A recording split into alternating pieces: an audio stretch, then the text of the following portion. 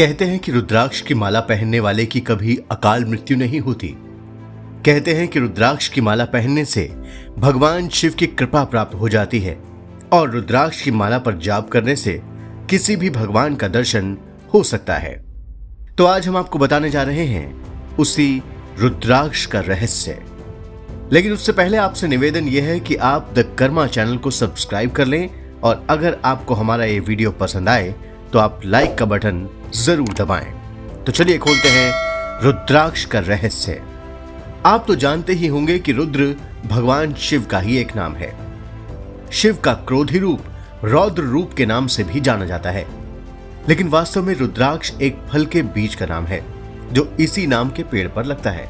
लेकिन इसकी उत्पत्ति भगवान शिव के आंसुओं से मानी जाती है। भगवान शिव यानी रुद्र और अक्ष यानी आंख, मतलब रुद्र की आंख या भगवान शिव के नेत्र से ही रुद्राक्ष का यह नाम पड़ा है।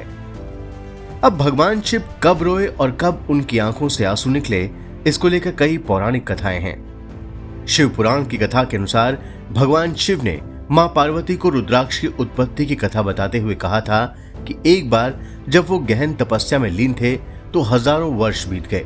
भगवान शिव अपने नेत्र बंद कर समाधि में लीन थे। अचानक एक दिन महादेव ने अपनी आंखें खोली तो उनकी आंखों से आंसुओं की कुछ बूंदें गिरी जो रुद्राक्ष बन गईं। भगवान भोलेनाथ ने अपने आंसुओं से बने रुद्राक्ष को अपने और भगवान विष्णु के भक्तों के बीच बांट दिया। तभी से रुद्राक्ष के बीजों और उसकी माला से जप की शुरुआत हुई। एक दूसरी पौराणिक कथा के अनुसार जब भगवान शिव के पुत्र कार्तिकेय जी ने तारकासुर का वध कर दिया था तो तारकासुर के 3 पुत्रों ने ब्रह्मा जी की तपस्या की। भगवान ब्रह्मा के प्रसन्न होने पर इन तीनों भाइयों ने अपने अपने लिए 3 पुरों या नगरों की मांग की। ये 3 शहर सोने, चांदी और लोहे के बने हुए थे और कहीं भी ले जाए जा सकते थे। एक शहर जमीन पर था तो दूसरा आसमान में था और तीसरा अंतरिक्ष में। इन तीनों असुर पुत्रों ने ब्रह्मा जी से यह भी वरदान मांगा कि उनका वध तभी हो जब ये तीनों शहर एक खास मुहूर्त में एक ही लाइन में आ जाए और इन तीनों नगरों को एक ही बाण से नष्ट किया जा सके।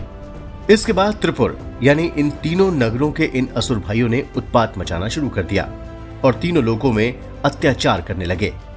देवताओं ने तब भगवान शिव से प्रार्थना की और इन असुरों से मुक्ति का उपाय मांगा।